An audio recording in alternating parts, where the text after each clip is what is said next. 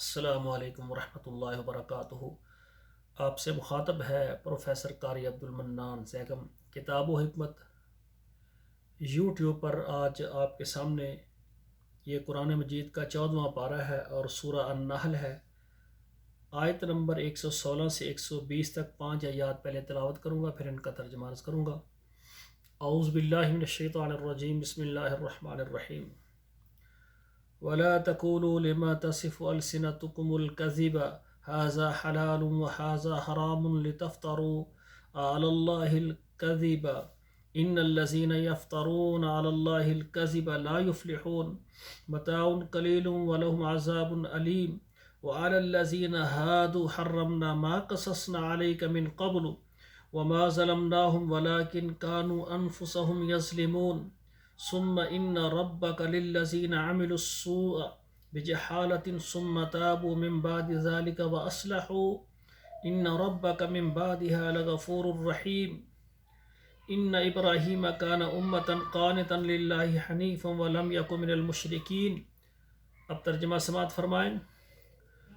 وَلَا تَقُولُوا، اور نہ آپ کہیں، لِمَا تَصِفُ أَلْسِنَتُكُمُ الْكَذِبَ، اگر تمہاری زبانیں جھوٹ بولیں، جھوٹ بیان کرے، ھذا حلال و ھذا حرام، جی حلال ہے اور یہ حرام ہے، لتفتروا علی اللہ الکذب، اور تم اللہ پر جھوٹ باندھو، ان الذین یفترون علی اللہ الکذب لا یفلحون، اور وہ لوگ جو اللہ پر جھوٹ باندھتے ہیں وہ نہیں کامیاب ہوں گے، ان کا بھلا نہیں ہوگا۔ متاع قلیل، یہ فائدہ ہے تھوڑا، ولہم عذاب علیم، اور ان کے لیے دردناک عذاب ہے۔ وعلی الذین ہادوا، اور ان لوگوں پر جو یہودی ہوئے، حرمنا ما قصصنا علیک من قبل، اور انہوں نے حرام قرار دیا اور جو واقعات ہم نے اس سے پہلے آپ کو سنائے ہیں، وما ظلمناہم، اور نہیں ہم نے ان پر ظلم کیا، ولکن کانوا انفسہم یظلمون، لیکن وہ اپنے اوپر خود ظلم کرتے تھے۔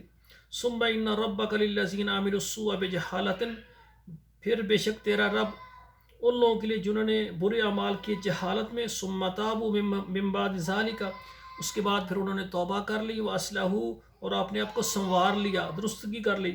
ان ربک من بعدها لغفور رحیم، بے شک تیرا رب اس کے بعد ان کو معاف کرنے والا مہربان ہے۔